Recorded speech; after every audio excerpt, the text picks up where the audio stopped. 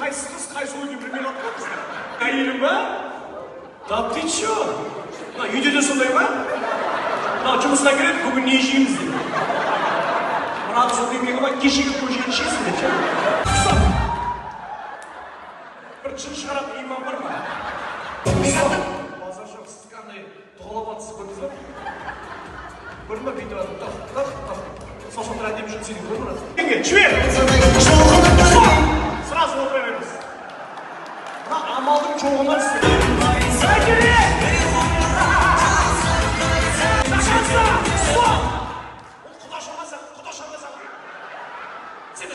Шамсы бересің ба? Тұра жақта. Шамсы берме. Ол көрме, әдей шашып атырды. Деп жүріп. Тілі шығармасын. Сен тілі шығара бермешсің. Жүгіріп қаласың. Давай.